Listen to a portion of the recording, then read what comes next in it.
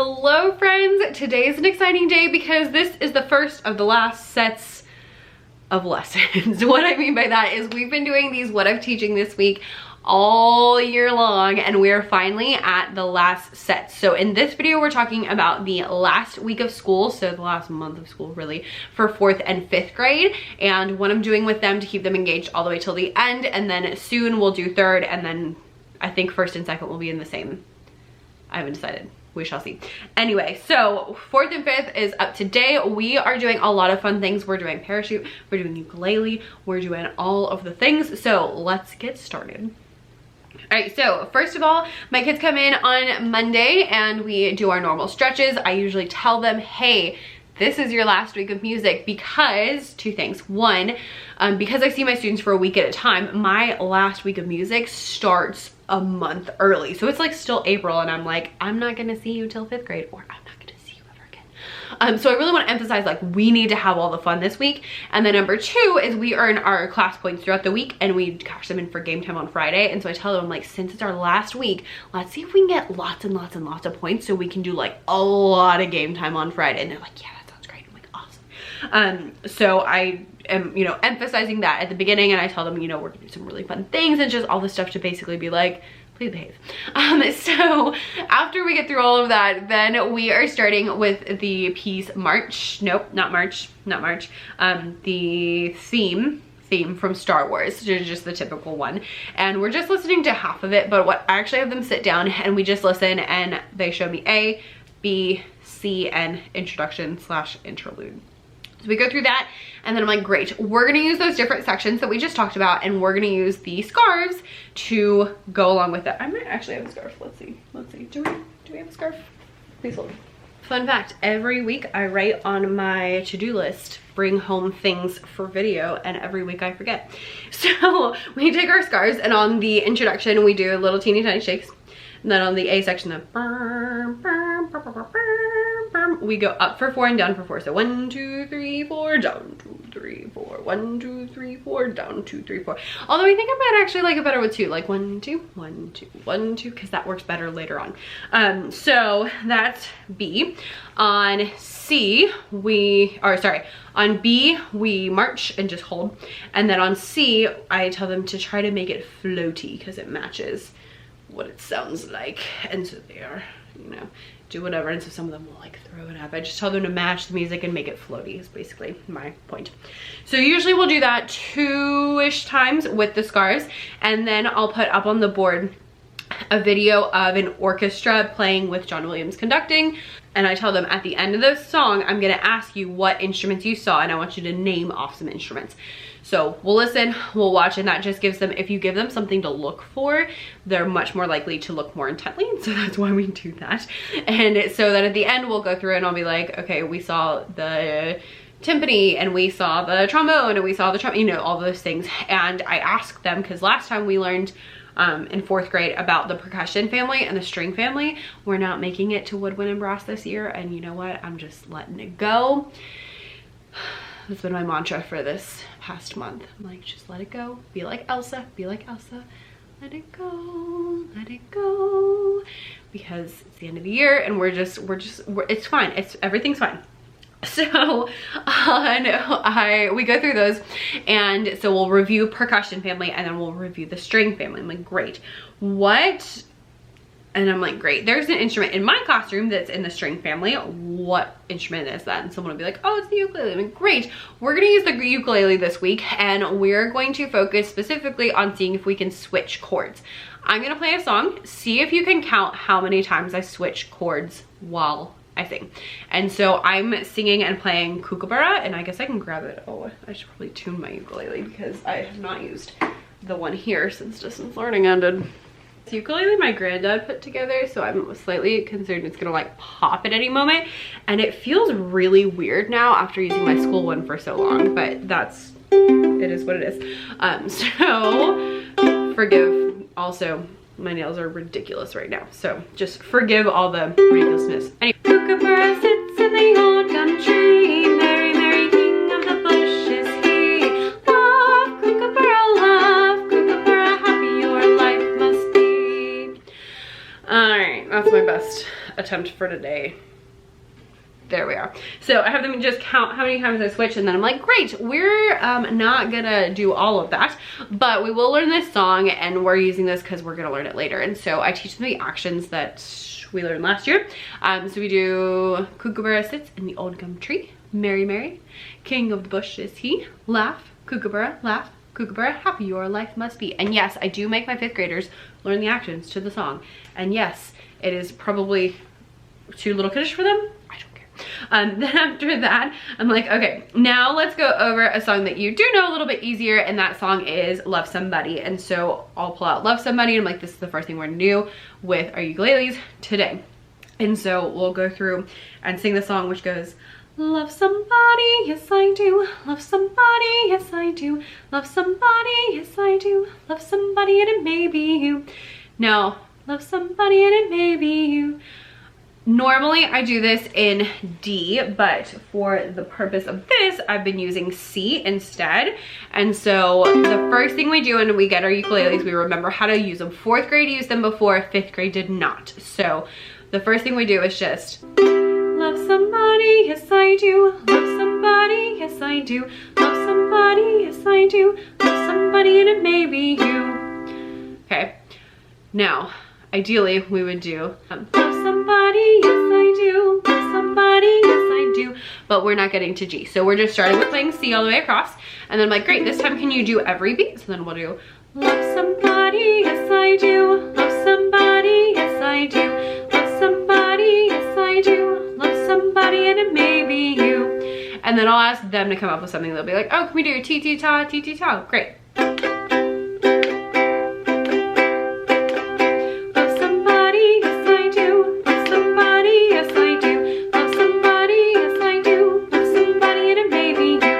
We'll go back and forth on that.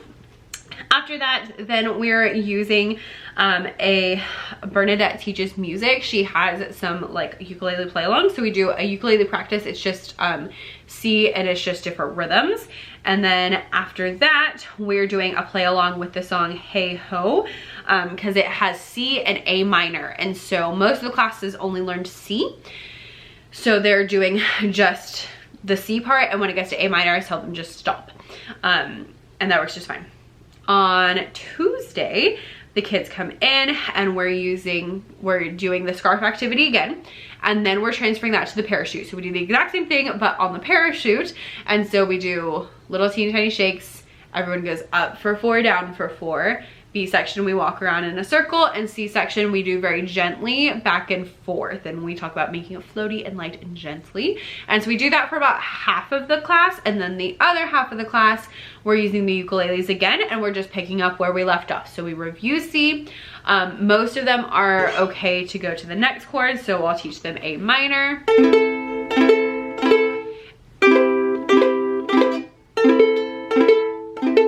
And so we'll use A minor.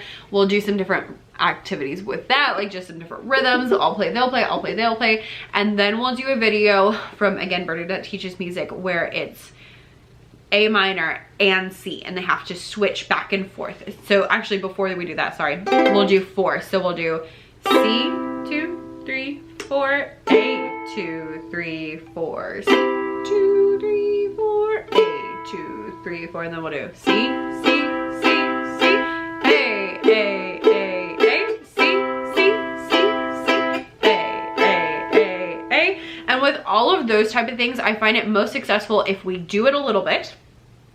Like usually I'll show them, we do it, I have them practice for a minute on their own, and then we do it again. And that's like the best thing because they can kind of go at their own pace. So then on Wednesday, we're splitting, and 4th and 5th grade are doing different things. So I'll talk about one and then the other.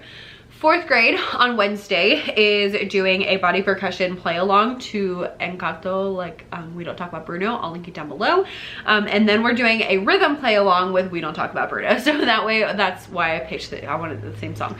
So we do the body percussion, and then we sit down, we do the rhythm, clapping or patting their legs, and then I give them rhythm sticks, and we do it for a 3rd time. We also stop and like review each of the rhythms in between. I'll link that down below.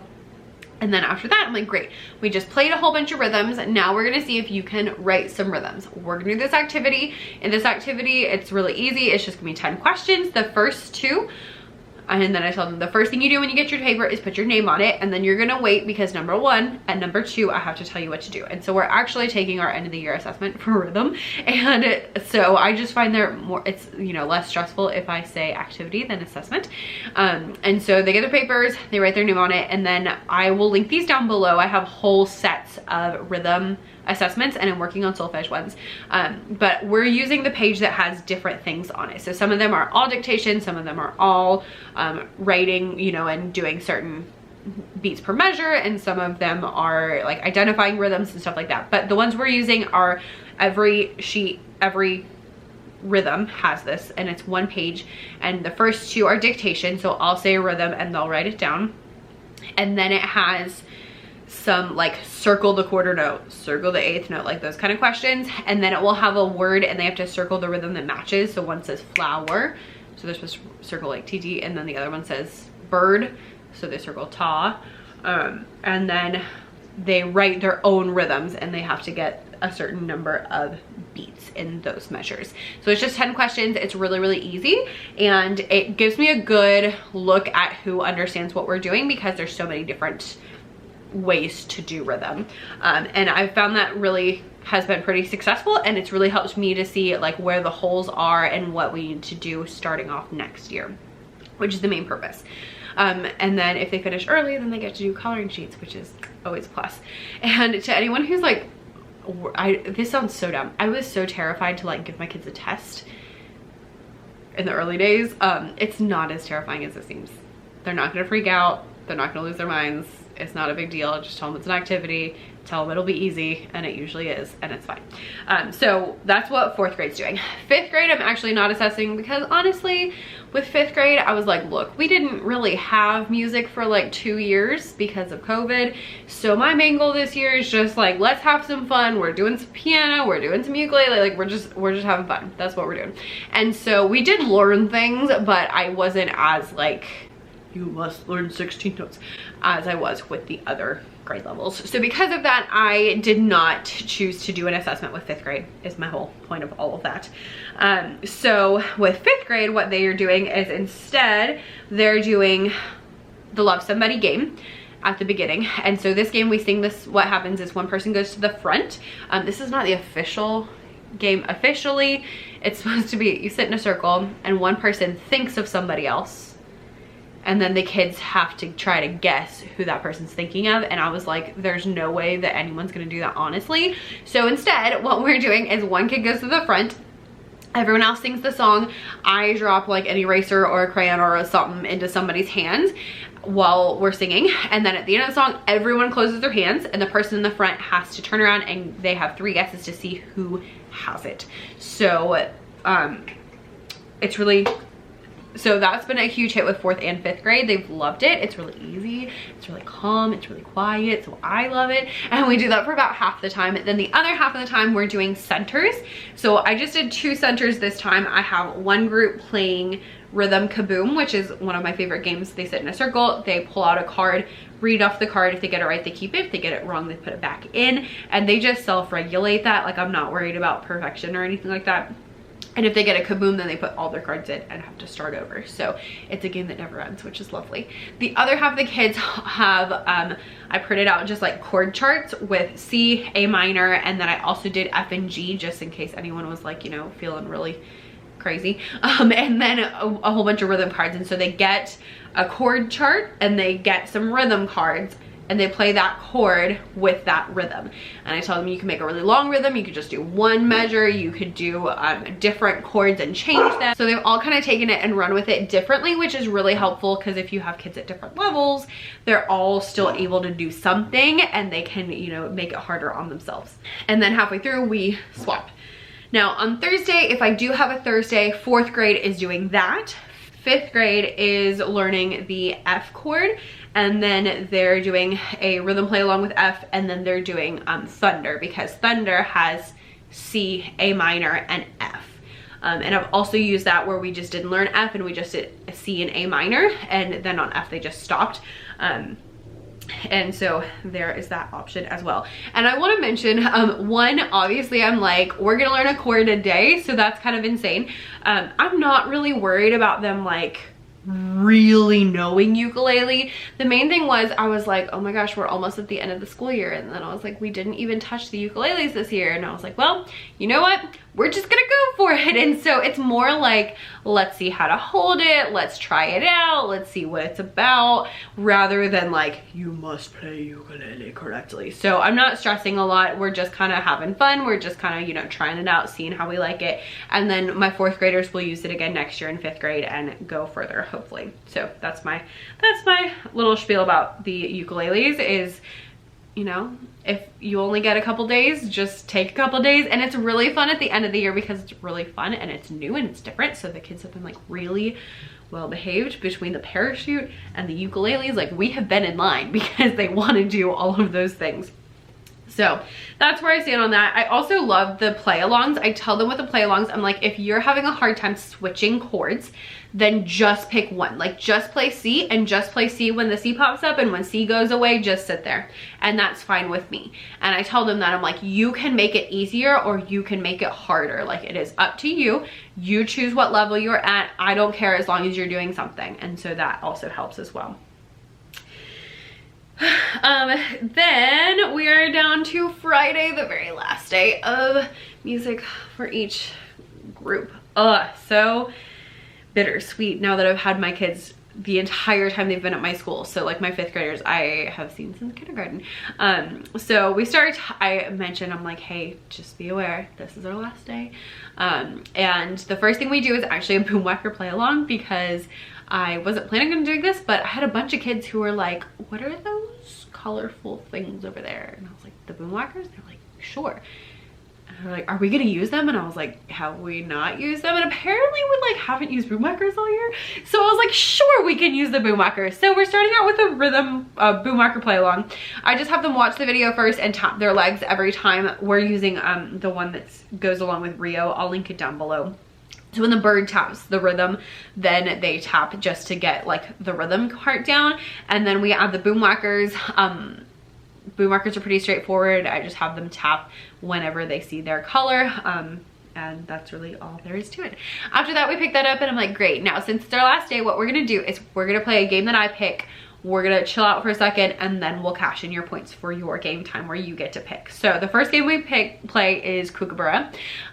This is why I taught them the song the other day. And no, this is not an actual game, but this is what I like to do. So I sing through the song, we remember the actions, and then I'm like, great. So if a Kookaburra, so I'm like, great. If Australia is really far away, and I'll show them where Australia is in the map. I'm like, if it's really far away, is it gonna be similar to us or different than us? And they're like, oh, probably different. I'm like, yeah. So something that's different is they have really different animals that live there. And so that I show them on the screen, I'm like, yeah, so they have things like koalas and kangaroos, and they have sea turtles. We also have sea turtles because we live in Savannah, but they have just different types of sea turtles. And then they have the kookaburras, which is what the song's about. And so I'm like, we're gonna take these 4 animals and we're going to play a game. What's gonna happen is we'll sing the song, and ideally I was gonna like print out pictures of the animals, but that never actually happened. So instead I just throw up on the board this picture, this screen, and I'm like, we're gonna have different corners. And so you can go to the koala corner, the kangaroo corner, the sea turtle corner, or the kookaburra corner. And they totally get it, because I do this at church. We just draw the numbers on the board, and it's just like this. So I tell them, you know, koala is the top left, so it's going to be the front left, and they get it really quickly, so don't stress too much about that. So they go to one of the 4 corners while we sing the song, and then after that we go to Wheel of Names, which is just like a spinner that you can add words to. And so I put in these 4 names into Wheel of Names, and then I click it and it spins, and it pops up with a random corner, and if you're in that random corner, then you sit down. So it's similar, it's 4 corners, but with animals and a song. And I like the spinner aspect of it, because then nobody's picking what number it is, which just makes it a little more fun. So we usually get through 2 rounds of that, and then I have them sit down, and I'm like, okay, cool. So now we're gonna like chill out for a second, and while we do that, we're gonna take a stroll down memory lane. And by that I mean we're gonna look at really old pictures of all of you. And they're like, what? And I'm like, yeah, so I've been here the whole time you've been here. So if you've been here since kindergarten, like I've got pictures, you know, from kindergarten. So let's see what we can find. And so I, on Google Photos, I upload all my photos to Google Photos. It's a free storage site. And then I make albums, and I call the albums like 5th grade 2022 is my 5th graders this year. 5th grade 2023 is my current 4th graders. That way every year I don't have to rename them. And just like once or twice a year, I'll go through and I'll organize things to make sure that they're all in albums together. And we just, I mean, we literally just go through and look at pictures and videos of the kids over the years, and it is so much fun. I didn't think that we were gonna enjoy it so much, but they love it. Especially the kids who have been there for a long time. They're like, oh, look at that person. They don't go here anymore. Oh, look, it's you. Oh, look, it's you. And when you have like videos, it's like a game changer. So I have some videos of like songs and dances and stuff, and it's just hilarious to watch them, and they'll like sing along with it, and like it's so much fun, to the point where this year I have been like videoing and taking pictures of my younger kids a lot more, so that I will have a lot more, because I don't have that many pictures of them when they're young. So I was like, let's make sure that we have plenty by the time they get there. So we go through those. It takes, you know, 5-ish minutes because I don't have that many. And I always, oh, pro tip, I always try to film something like a day or two before. That way, even if you're new and you haven't been here, you still have something that's in there, so that no one feels like left out in that way. Then after that, I put up on the board, I just typed out like all the games that we've played this year, and the kids vote on which game they would like to play for the rest of class. And then we say our goodbyes and they go. And with 5th grade, I never see them again. Just kidding, I see them in the hallway, but still. And that is the end of the year for 4th and 5th grade. So crazy, crazy. I'm not gonna lie, I kind of feel like this year flew by. It's a little bit terrifying how quickly it went. I'm not complaining, because the 2020-2021 school year I thought was never gonna end. I was like, it's gonna be here forever and it's never gonna end. So I am happy that this year was much quicker and also much more enjoyable, for that matter. At least for me. I know a lot of people thought this year was worse, but we won't get into all of that now.